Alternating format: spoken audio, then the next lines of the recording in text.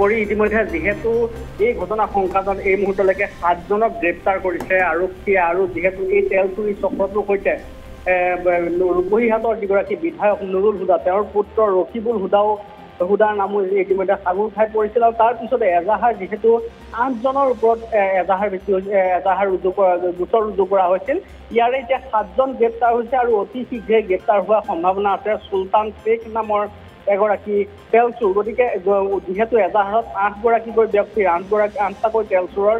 বিৰুদ্ধে এটা গোচৰ ৰুজু কৰা হৈছিল আৰু সেই গোচৰৰ ভিত্তিত আচলতে 7টাকৈ তেল চোৰ ইতিমধ্যে গ্ৰেপ্তাৰ হৈছে আৰু এটা চুলতান শেখ নামৰ যিটো তেল চোৰ সেই তেল চোৰটো ইতিমধ্যে আৰক্ষীয়ে হয়তো আজি গ্ৰেপ্তাৰ কৰাৰ সম্পূৰ্ণ সম্ভাৱনা আছে আৰু যিহেতু এই মুহূৰ্তলৈকে যদি আমি চাওঁ কিছু যোৱা নিশাই আচলতে খলিহামাৰী চামগুৰি ৰাজহ চক্ৰৰ অন্তৰ্গত খলিহামাৰী যিগৰাকী গাঁও প্ৰধান দিল মহম্মদ সেই গাঁও প্ৰধানগৰাকীকো ইতিমধ্যে আৰক্ষীয়ে গ্ৰেপ্তাৰ কৰিছে আৰু এগৰাকী গাঁও প্ৰধানো এই তেল চুৰিৰ লগত জড়িত হৈ পৰিছিল আৰু এগৰাকী বিধায়কৰ পুত্ৰ আৰু যিহেতু নগাঁৱত মই ইতিমধ্যে পূৰ্বতেও উল্লেখ কৰিছিল যে নগাঁৱত গৰু সৰবৰাহকাৰী আৰু তেল চুৰ যিটো চক্ৰ সেই চক্ৰটো সৰবৰাহ কৰি আছে আৰু একাংশ সংগঠনেই হওক বা একাংশ লোকক মেনেজ কৰি বহু সংখ্যক লোকক মেনেজ কৰি আচলতে তেওঁলোকে এনেধৰণৰ অসাধু ব্যৱসায় চলাই গৈছে গতিকে যিহেতু যোৱা নিশাই আচলতে নুৰুল হুদাৰ পুত্ৰ ৰকিবুল হুদাই আত্মসমৰ্পণ কৰিছিল তাৰপিছত নগাঁও আৰক্ষী অধীক্ষকে জেৰা চলাইছিল আৰু উৰেটো নিশা জেৰা চলোৱাৰ পিছত গ্ৰেপ্তাৰ কৰা হৈছিল ৰকিবুল হুদাক আৰু তাৰ পিছতে দেখা গৈছে যে ৰকিবুল হুদাৰ গ্ৰেপ্তাৰৰ পিছতে এইবাৰ গাঁও প্ৰধান পৰিছে আৰক্ষীৰ জালত আৰু এইগৰাকী গাঁও প্ৰধান হৈছে চামগুৰি ৰাজহ চক্ৰৰ অন্তৰ্গত খলিহামাৰী গাঁৱৰ দিল মহম্মদ আৰু এই দিল মহম্মদক ইতিমধ্যে গ্ৰেপ্তাৰ কৰিছে আজি 2গৰাকীকে হাজিৰ কৰা হ'ব কিছু সময়ৰ পিছতে হাজিৰ হ'ব গতিকে যিহেতু এই তেল চুৰি বৃহৎ তেল চুৰিৰ বিৰুদ্ধে নগাঁও আৰক্ষীয়ে অভিযান চলাই এক সফলতা লাভ কৰিবলৈ সক্ষম হৈছে আৰু তেজপুৰতো আচলতে মই এইখিনিতে উল্লেখ কৰিব বিচাৰিম যে 2গৰাকীকৈ তেজপুৰৰ ব্যক্তি আৰু তেজপুৰৰ যি 2গৰাকী ব্যক্তি বহু দীৰ্ঘদিনৰে পৰা তেজপুৰত এনেদৰে তেল চুৰি কৰি আছিল কিন্তু তাত আৰক্ষী চকুত ধুলি দি আচলতে তেওঁলোকে এই অসাধু চক্ৰটোৱে তেল চুৰি ব্যৱসায় কৰি আছিল আৰু মই আৰু এটা কথা উল্লেখ কৰিব বিচাৰিম যে নগাঁৱৰ বাগৰি যিটো আচলতে এই ঘটনাত পূৰ্বে যিহেতু গ্ৰেপ্তাৰ হৈছে 5টাকৈ অপৰাধীক গ্ৰেপ্তাৰ কৰা হৈছে তাৰ ভিতৰত যিটো জামাল উদ্দিন নামৰ যিটো তেল চুৰ আছে সেই তেল চুৰটোৱে নগাঁৱৰ বাগৰিত দীৰ্ঘদিনৰ পৰা তেলৰ চোৰাং বেহা এনেদৰে চলাই আহিছিল আৰু অৱশেষত এই যি আচলতে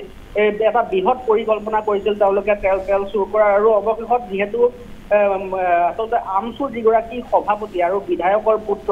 ৰকিবুল হুদাক ইতিমধ্যে গ্ৰেপ্তাৰ কৰিছে তাৰ পিছত এইবাৰ আৰক্ষী জালত পৰিছে গাঁও প্ৰধান দিল মহম্মদক গ্ৰেপ্তাৰ কৰাৰ পিছত এইবাৰ আজিৰ ভিতৰতে হয়তো চুলতান শেখ নামৰ যিগৰাকী ব্যক্তি সেই ব্যক্তিগৰাকী সেই তেল চুৰটোকো আচলতে আৰক্ষীয়ে হয়তো অভিযান চলাব পাৰে বা আৰক্ষীয়ে গ্ৰেপ্তাৰ কৰাৰ সম্ভাৱনা আছে পৰি হয় কৃষ্ণ এই মুহূৰ্তত আপোনাক ধন্যবাদ জনাইছোঁ ইতিমধ্যে আমি জনাইছোঁ যে তেল চুৰি চক্ৰৰ সৈতে ইতিমধ্যে 2গৰাকীক গ্ৰেপ্তাৰ কৰিবলৈ সক্ষম হৈছে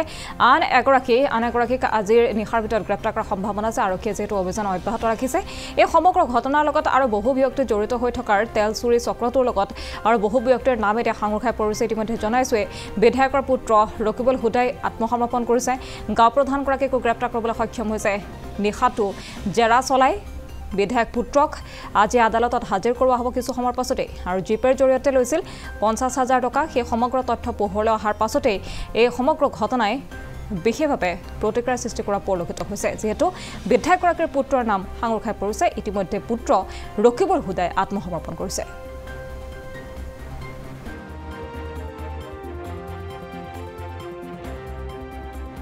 হয় আমি এতিয়া সোধপোছ কৰি আছোঁ ইনভেষ্টিগেশ্যন চলি আছে এতিয়া আমি তেওঁক গ্ৰেপ্তাৰ কৰিছোঁ আৰু কাইলৈ কোৰ্টত প্ৰডিউচ কৰিম তাৰ পৰা পৰৱৰ্তী সময়ত আপোনালোকক জনাম সেইটো ৰাতিপুৱাই মই কৈছোঁ যে যিখিনি এভিডেঞ্চ আমাৰ আছে আপোনালোকে গমেই পাইছে আৰু সেইখিনি এতিয়া আমি তেওঁক সোধপোছ কৰিলোঁ আৰু যিখিনি আমি এভিডেঞ্চ পাইছোঁ কোৰ্টত কালি প্ৰডিউচ কৰিম জড়িত হৈ আছে নেকি তেওঁলোক এতিয়া ক'ব পৰা হ'ব